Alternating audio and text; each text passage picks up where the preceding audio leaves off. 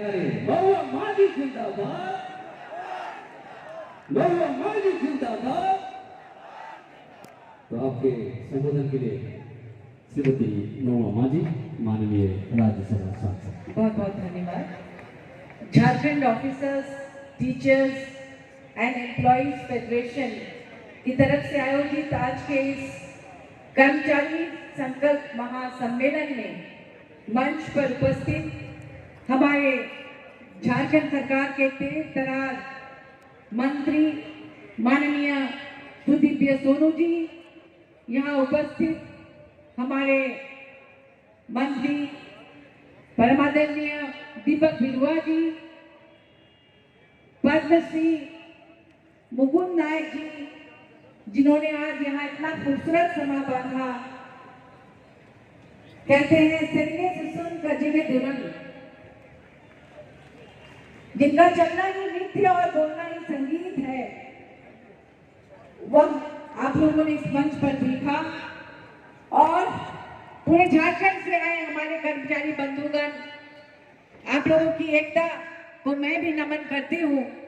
मैंने इस तरह के कई कर्मचारी संघ के कार्यक्रमों में शिरकत की है, लेकिन जिस तरह का आप लोगों ने यहाँ जो एक एकता दिखाई है, जिस तरह की, और जिस तरह का ये भव्य समारोह है, ऐसा मुझे आज तक नहीं देखा। इससे पहले मोराबादी मैदान में आप लोगों का एक महासम्मेलन हुआ था, वो भी ऐतिहासिक था। और उस मंच से आप लोगों ने पहली बार माननीय मुख्यमंत्री हेमंत सोरेन जी से कहा था कि हमें पुरानी पेंशन व्यवस्था चाहिए, वापस चाहिए, और उसके बाद उन्होंने इसे कर दिखाया। पूरे देश में मिसाल बना। हम लोग जहां भी जाते हैं दूसरे राज्यों में, वहां के कर्मचारीगण ईर्ष्या करते हैं हमारे राज्य से और कहते हैं कि काश हमारे राज्य में भी ऐसा होता, ऐसे मुख्यमंत्री होते। माननीय मुख्यमंत्री आप लोगों के लिए तरह की योजनाएं ला रहे हैं, और अभी आप लोगों ने कुछ और मांगे रखी है, मैं उसे भी देखती हूँ। जैसे कि आप लोगों ने MACP की मांग रखी है, दूसरी मांग है कि 60 वर्ष में रिटायरमेंट न करके 62 वर्ष में किया जाए, और तीसरा है शिशु शिक्षण भत्ता। हम लोग निश्चित रूप से आपकी मांग को माननीय मुख्यमंत्री जी के पास रखेंगे, लेकिन आप लोगों को भी एक वादा करना होगा। तैयार है ना? माननीय मुख्यमंत्री जी को भी आप लोगों से कुछ उम्मीद है। वो उम्मीद क्या है मैं बताती हूँ।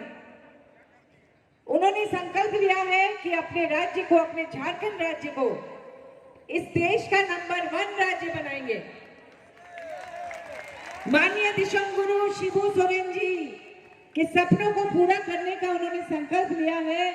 इस राज्य को देश का नंबर 1 राज्य बनाना चाहते हैं, जो आज दुर्भाग्यजनक रूप से पिछले राज्यों में तीसरे पायदान पर है, और ये आप ही कर सकते हैं उनका साथ देकर। आप लोगों को वादा करना होगा कि हमारे राज्य को आप नंबर 1 राज्य बनाने में माननीय मुख्यमंत्री हेमंत सोरेन जी का साथ देंगे। वादा है ना? तो समझ लीजिए कि आपकी मांगों को वो इस बार भी स्वीकार कर लेंगे, ऐसा मुझे पूरा विश्वास है। तो आज का दिन बहुत ही ऐतिहासिक रहा। यहाँ मंच से जितने भी हमारे कर्मचारी बंधुगण ने अपना संबोधन रखा, हम लोग अभिभूत हो गए उनके नेतृत्व क्षमता को देखकर। माननीय स्थित प्रज्ञ जी जो अभी फ्लाइट पकड़ने गए हैं, साथ ही विक्रांत जी, यहाँ उपस्थित सभी सम्मानित पदाधिकारीगण, नितिन जी, उज्जवल जी, और जितने भी हमारे कर्मचारी बंधुगण इस कार्यक्रम को सफल बनाने में लगे हुए हैं, और सबसे बढ़कर आप लोग जो दूर दराज से आकर इस मैदान की शोभा बढ़ा रहे हैं। हमारा झारखंड, मुझे लगता है आप लोगों से सीखना चाहिए कि किस तरह से कोई भी संगठन को मजबूती दी जाए। हमारे झारखंड में भी और आने वाले दिनों में आपके सपने निश्चित रूप से पूरे होंगे। ज़्यादा समय नहीं लूंगी, आप लोग बहुत देर से यहाँ बैठे हैं। अभी हाल के दिनों में माननीय मुख्यमंत्री जी ने कई मांगे और पूरी की है। मैं बताती हूँ, कुछ समय पहले, चुनाव के पहले, मैंने माननीय मुख्यमंत्री जी से कहा था, उन्हें एक ज्ञापन भी सौंपा था कि हमारे राज्य में साहित्य अकेडमी, ललित कला अकेडमी और संगीत नाट्य अकेडमी नहीं है। यहाँ के कलाकारों, साहित्यकारों के लिए आपको कुछ करना ही होगा। उस समय से वो प्रयासरत थे। ड्राफ्ट वगैरह बनने में थोड़ा विलंब हुआ सरकारी स्तर पर, लेकिन अभी हाल के दिनों में हम लोग 2-3 बार उनसे मिले। माननीय कला संस्कृति मंत्री से भी पहले मिले थे। अभी हम लोगों ने इस पर प्रयास किया और माननीय मुख्यमंत्री जी ने उसे विधानसभा में, आपने देखा होगा कि कैबिनेट से किस तरह से उसे पारित कर दिया, स्वीकृति दे दी। तो पूरे राज्य के जो हमारे साहित्य कर्मी हैं, संस्कृति कर्मी हैं, ललित कला अकेडमी से जुड़े लोग हैं, सबके लिए बहुत बड़ा तोहफा बहुत हाल ही में उन्होंने दिया है। और आने वाले दिनों में मुझे पूरा विश्वास है कि आपको भी तोहफा मिलेगा माननीय मुख्यमंत्री जी से।